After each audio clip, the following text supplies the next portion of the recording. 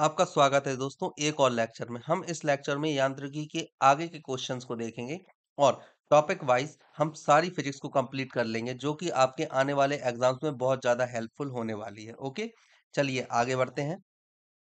आज का पहला क्वेश्चन है, सीढ़ी पर चढ़ने में अधिक ऊर्जा खर्च होती है क्योंकि आपके ऑप्शन है व्यक्ति गुरुत्वाकर्षण के विरुद्ध कार्य करता है, व्यक्ति गुरुत्व के विरुद्ध कार्य करता है, व्यक्ति गुरुत्व की दिशा में कार्य करता है, या फिर चौथा ऑप्शन है व्यक्ति कोई कार्य ही नहीं करता है।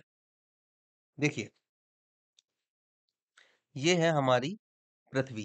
ओके, ये पृथ्वी की सतह है जो आप देख रहे हैं, और ये है पृथ्वी का केंद्र सी। अगर हम गुरुत्वाकर्षण बल की बात करें जिसे हम जी से डिनोट करते हैं, ग्रेविटेशनल फोर्स, तो ग्रेविटेशनल फोर्स पृथ्वी की सतह से केंद्र की ओर कार्य करता है इस तरह से। ओके, हम जितने ज्यादा सतह के पास रहेंगे हमें उतना ही अधिक गुरुत्वाकर्षण बल महसूस होता है।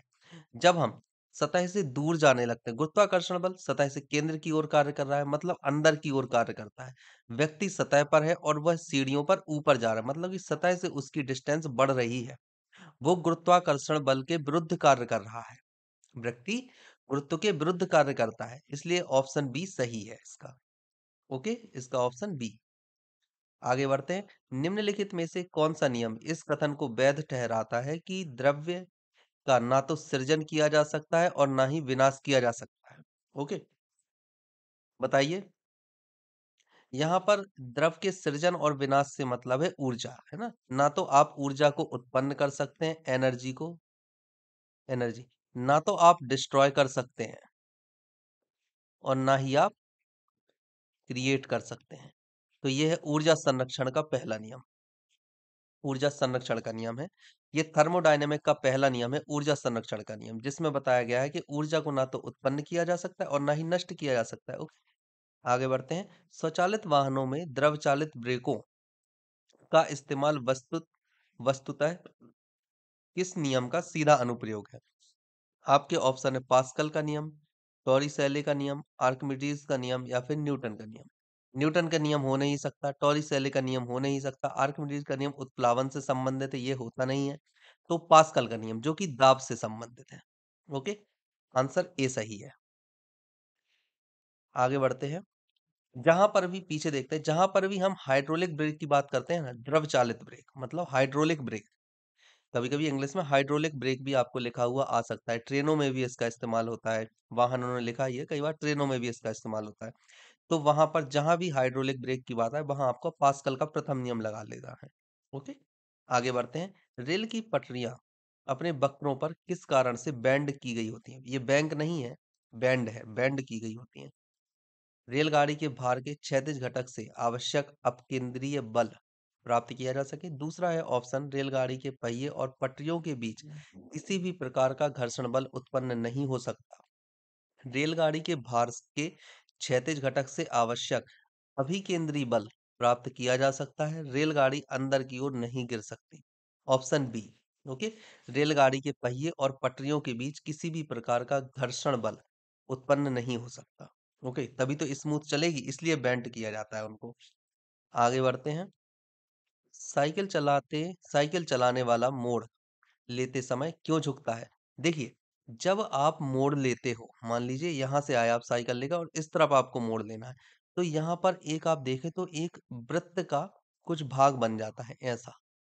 ये एक वृत्त का भाग है, इसमें अभिकेंद्री बल अंदर की ओर और अपकेंद्री बल बाहर की ओर लगता है। ठीक है, जब साइकिल सवार तेजी से साइकिल चलाता हुआ आता है तो उसकी गति के कारण अभी अपकेंद्री बल बहुत ज्यादा हो जाता है जो उसे बाहर की ओर फेंक सकता है। उसको मुड़ना था इस दिशा में, लेकिन साइकिल तेज होने के कारण, अब अपकेंद्री बल अधिक होने के कारण वो हो सकता है कि मुड़ ना पाए और वो बाहर की तरफ फेंक जाए। तब इस अपकेंद्रीय बल को, जो बाहर की ओर लग रहा है, इसे संतुलित करने के लिए साइकिल सवार अंदर की ओर झुक जाता है, जिससे अपकेंद्री बल और अंदर की ओर झुकने पर संतुलित हो सके। Okay, option B. वह झुकता है ताकि गुरुत्व केंद्र आधार के अंदर बना रहे, वह उसे गिरने से बचाएगा। ओके, आगे बढ़ते हैं।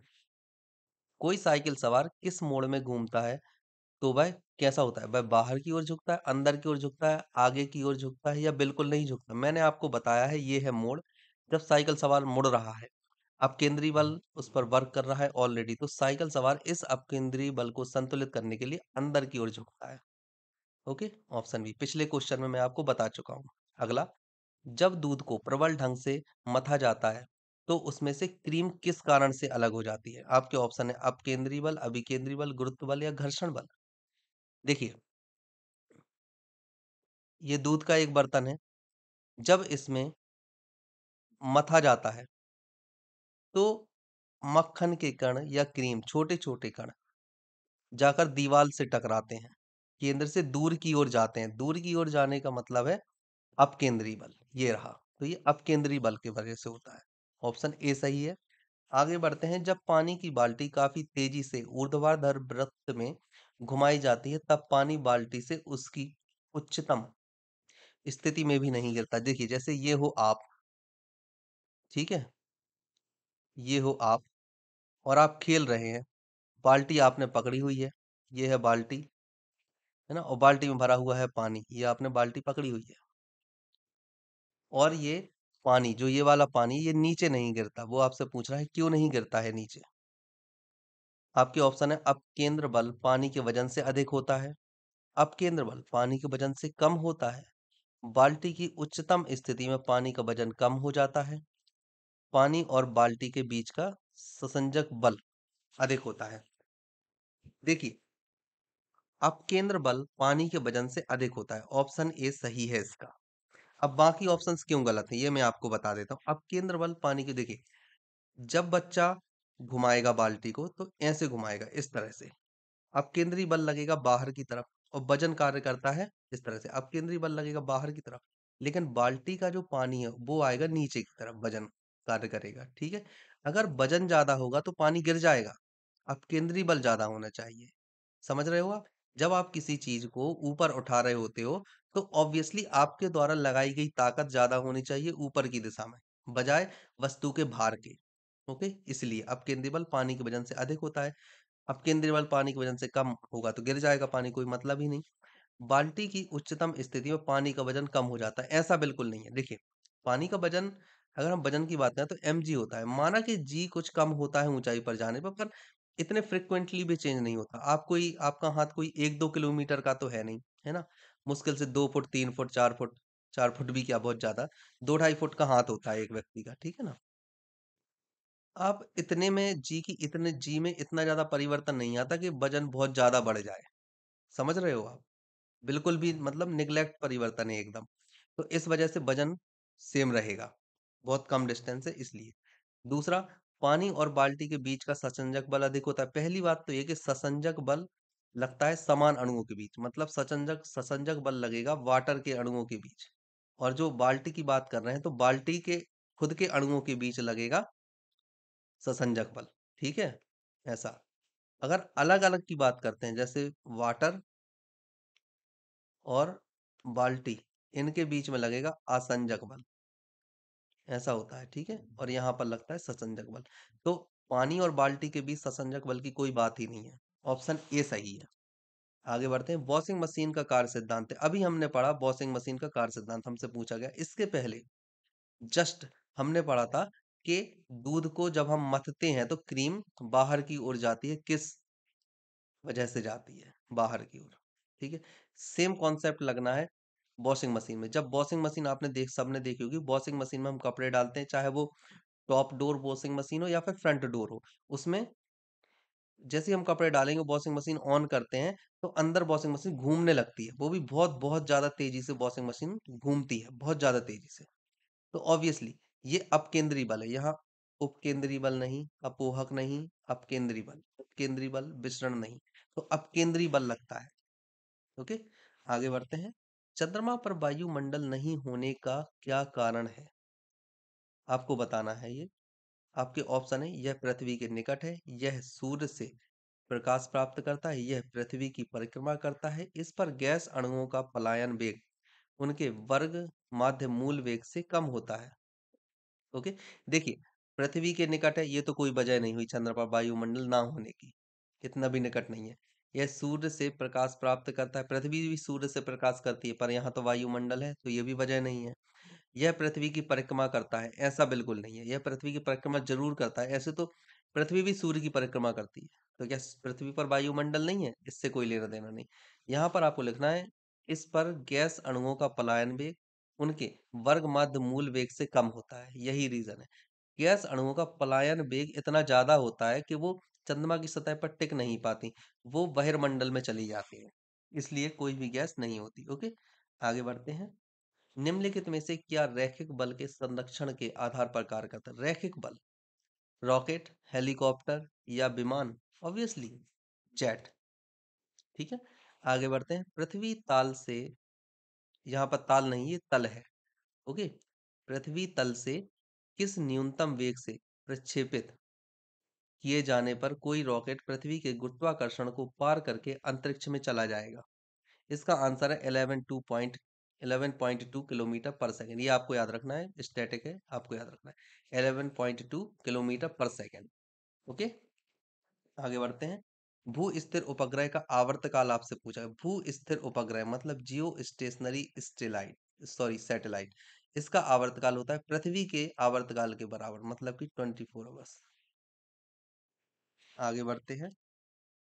यदि किसी पिंड को पृथ्वी से 11.2 किलोमीटर प्रति सेकंड के वेग से फेंका जाए तो पिंड क्या होगा? पृथ्वी पर कभी नहीं लौटेगा, 2 घंटे बाद लौटेगा, 24 घंटे बाद लौटेगा, कुछ नहीं होगा। हमने पिछले क्वेश्चन में पढ़ा है, पिछले दो क्वेश्चन, दूसरे क्वेश्चन में, कि पृथ्वी का पलायन वेग कितना होता है? 11.2 किलोमीटर। पलायन वेग का मतलब है यदि इतने वेग से हम किसी पदार्थ को पृथ्वी की सतह से फेंकते हैं तो वह पृथ्वी के वायुमंडल से बाहर निकल जाएगी, मतलब पृथ्वी के गुरुत्वीय क्षेत्र का उस पर कोई प्रभाव नहीं होगा, और इसीलिए अब पृथ्वी पर कभी भी लौट कर नहीं आएगी। Option A. आगे बढ़ते हैं। जब एक पत्थर को चांद की सतह से पृथ्वी पर लाया जाता है तो क्या होगा? देखिए, ऑप्शन है, इसका द्रव्यमान बदल जाएगा, इसका भार बदल जाएगा, परंतु द्रव्यमान नहीं। भार और द्रव्यमान दोनों बदल जाएंगे, ना द्रव्यमान और ना ही भार बदलेगा। देखिए, द्रव्यमान होता है m और भार होता है m/g। ठीक है, ये है आपका द्रव्यमान और ये है आपका भार।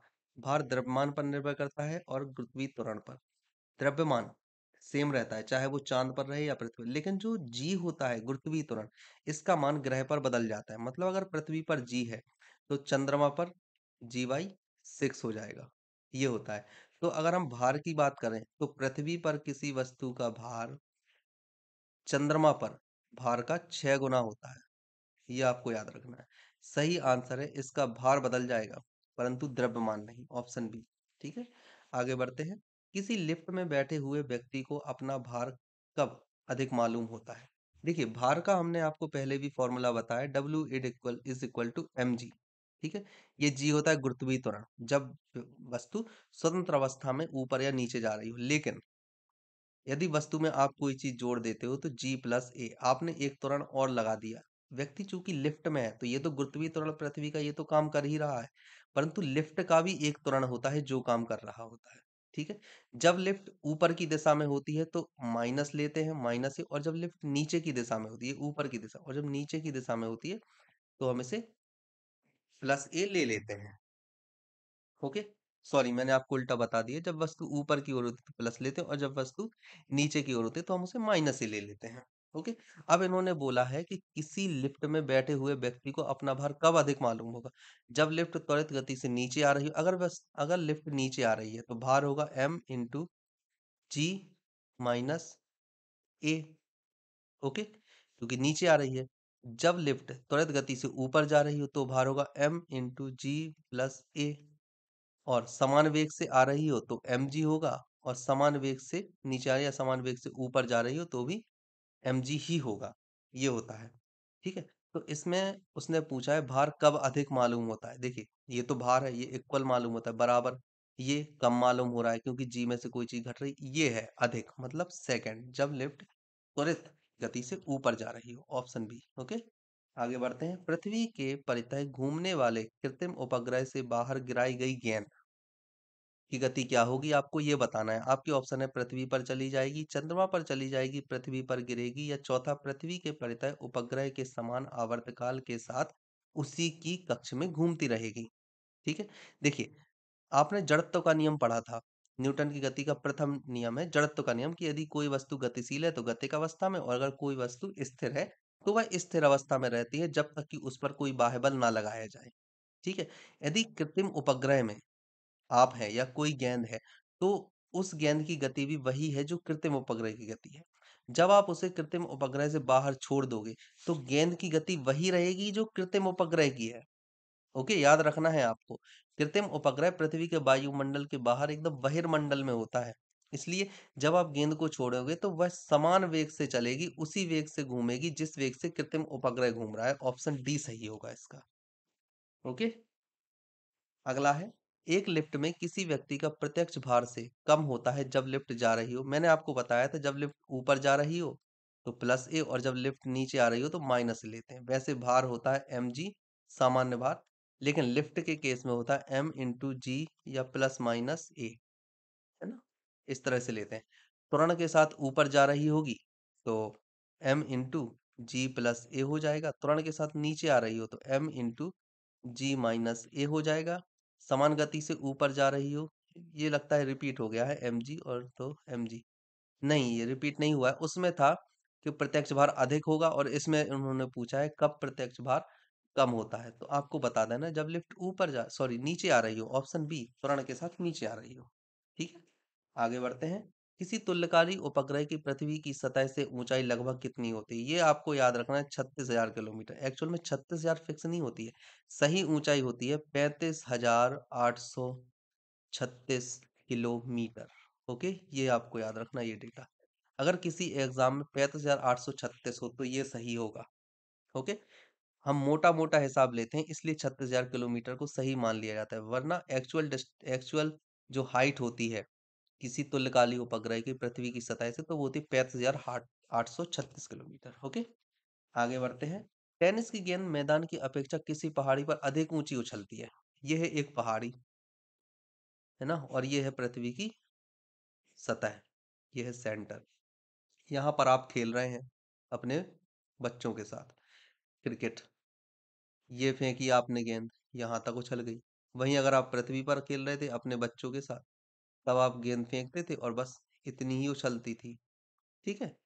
तो इसका रीजन क्या है कि यहाँ ज्यादा उछल रही, यहाँ कम? देखिए, मैंने आपको बताया था गुरुत्वीय त्वरण के बारे में कि केंद्र पर गुरुत्वीय त्वरण का मान होता है 0। केंद्र से थोड़ा ऊपर जाओगे तो बढ़ेगा, और सतह पर होता है, भूमध्य रेखा पर बोलना चाहिए, भूमध्य रेखा पर होता है जी का मान मैक्सिमम। और फिर इसके और ऊपर जाओगे तो जी का मान होता है वापस से घटता जाता है, मतलब डिक्रीज आप बोल सकते हो, डिक्रीज होने लगता है। तो ऊपर जाओगे तो डिक्रीज होगा, नीचे जाओगे तो भी डिक्रीज ही होता है। अब यहाँ पर जब आप पहाड़ पर खेलते हो अपने बच्चों के साथ क्रिकेट और बॉल करते हो, तो गेंद अधिक ऊंचाई तक इसलिए उछलती है क्योंकि गुरुत्वीय त्वरण का मान कम है। जो गुरुत्व होता है ना, उसका प्रभाव कम है। इस वजह से जब गुरुत्व का प्रभाव कम है तो ऑब्वियसली गेंद जो पहले अभिकेंद्री बल या हम बोले गुरुत्वाकर्षण बल के कारण बस इतनी ही डिस्टेंस तक ऊपर उछल पा रही थी, वहीं अब ऊपर चली गई है। यहाँ पर गुरुत्वाकर्षण बल का मान सतह पर सबसे अधिक, भूमध्य रेखा पर सबसे अधिक। जब ये भूमध्य रेखा से ऊपर गई पहाड़ी पर तो यहाँ पर जी का मान कम हो गया। जी का मान कम हो जाने से जो गुरुत्वाकर्षण बल है गेंद पर उतना नहीं लग रहा जितना सतह पर लगता था। सतह पर गुरुत्वाकर्षण बल का मान ज्यादा था और पहाड़ी पर गुरुत्वाकर्षण बल का मान कम है, इस वजह से पहाड़ी पर गेंद अधिक उछलती है। ओके। ऑप्शन सी इसका सही है। समझ में आया आपको? दोबारा आप सुन लीजिएगा ये चीज अगर नहीं आई हो, वरना मुझे कमेंट में बता देना तो मैं अगले लेक्चर में एक बार और डिस्कस कर दूंगा। ठीक है। अगला क्वेश्चन है, यदि पृथ्वी का गुरुत्वाकर्षण बल अचानक लुप्त हो जाता है तो निम्नलिखित में से कौन सा परिणाम सही होगा? गुरुत्वाकर्षण लुप्त हो गया, आपके ऑप्शन है वस्तु का भार शून्य हो जाएगा परंतु द्रव्यमान वही रहेगा, वस्तु का द्रव्यमान शून्य हो जाएगा परंतु भार वही रहेगा, वस्तु का भार तथा द्रव्यमान दोनों शून्य हो जाएंगे, वस्तु का द्रव्यमान बढ़ जाएगा। देखिए, भार होता है W is equal to M G, आपको पता ही है, एम कभी चेंज नहीं होता क्योंकि द्रव्यमान है, और जी भार जो होता है जी पर निर्भर करता है। अब उन्होंने बोला है गुरुत्वाकर्षण बल शून्य हो गया, मतलब जी की वैल्यू हो गई शून्य। अगर जी शून्य हो गया तो W is equal to M into G, W is equal to M into zero. तो W इज इक्वल टू जो भार है, W मतलब भार, वेट, तो वो जीरो हो जाता है, मतलब कि वस्तु का भार शून्य हो जाएगा और द्रव्यमान पर कोई प्रभाव नहीं पड़ेगा। ऑप्शन ए सही है। ओके, आगे बढ़ते हैं। पृथ्वी के गुरुत्वाकर्षण का कितना भाग चंद्रमा के गुरुत्वाकर्षण के सबसे नजदीक है? ये कई बार आपको बता चुका हूं मैं शुरू से लेकर अब तक कि पृथ्वी का गुरुत्वाकर्षण अगर हम जी से डिनोट करते हैं, जी ई, तो चंद्रमा का गुरुत्वाकर्षण पृथ्वी के गुरुत्वाकर्षण का 1/6 होता है। ओके, मतलब कि उन्होंने पूछा है पृथ्वी के गुरुत्वाकर्षण का कितना भाग चंद्रमा का गुरुत्वाकर्षण होता है, तो चंद्रमा का गुरुत्वाकर्षण होगा 1/6 पृथ्वी का गुरुत्वाकर्षण। ओके, ऑप्शन सी सही है इसका। आगे बढ़ते हैं। लोलक की आवर्तकाल कितनी होती है? लोलक देखिए, जो लोलक होता है उसका आवर्तकाल होता है टी से, अगर हम डिनोट करें 2 pi into under root L by g से रिप्रेजेंट करते हैं। 2 पाई कांस्टेंट होता है, एल लंबाई होती है लोलक की, और जी होता है गुरुत्वीय त्वरण, ये अंडर रूट है, और ये होता है आवर्तकाल। ठीक है, अब आपको लिखना है कि आवर्तन किस पर निर्भर करता है? द्रव्यमान है क्या? नहीं है, द्रव्यमान पर निर्भर बिल्कुल नहीं करता। लंबाई पर निर्भर करता है क्या? लंबाई है तो सही, आगे देखते हैं। तापक्रम पर बिल्कुल नहीं, तापक्रम नहीं है फॉर्मूले में, नहीं करता निर्भर। समय है क्या फॉर्मूले में? समय बिल्कुल नहीं है फॉर्मूले में, समय पर भी निर्भर नहीं करता। तो ऑप्शन बी सही है, क्योंकि ये रही लंबाई, लंबाई पर टी निर्भर करता है। और किस तरह से? टी प्रोपोर्शनल होता है लंबाई के। है, ये याद रखना है ये आपको।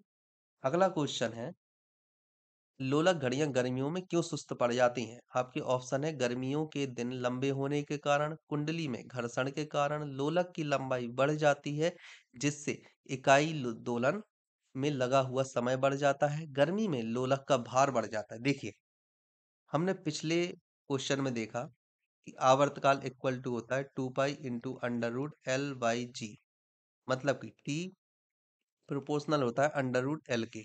अगर एल बढ़ेगा तो टी बढ़ेगा, अगर एल घटेगा तो टी भी घटेगा। ओके, अब लोलक की लंबाई बढ़ जाती है जब गर्मी होती है। आपने देखा गर्मियों में उन्होंने विशेष रूप से कहा, गर्मियों में किसी धातु में या किसी भी चीज में प्रसार की स्थिति पैदा हो जाती है, मतलब कि कुछ ना कुछ वस्तु का प्रसार हो जाता है, वह फैल जाती है। इसी तरह जब गर्मी होगी तो एल की लंबाई, जो लंबाई होती है एल, ये भी इंक्रीज हो जाएगी। एल इंक्रीज हो जाती है गर्मियों में, समर सीजन में। ठीक है, इंक्रीज हो जाने के कारण टी भी इंक्रीज हो जाता है, मतलब आवर्तकाल बढ़ जाता है, लोलक की लंबाई बढ़ जाती है जिससे इकाई दोलन में लगा हुआ समय भी बढ़ जाता है। ओके, ऑप्शन सी सही होगा। आगे बढ़ते हैं। किसी सरल लोलक की लंबाई 4% बढ़ा दी जाए तो उसका आवर्तकाल क्या होगा? मैंने आपको फॉर्मूला ऑलरेडी बताया है, T is equal to 2 pi into under root L by G. Okay, T directly proportional होता है अंडर रूट एल के।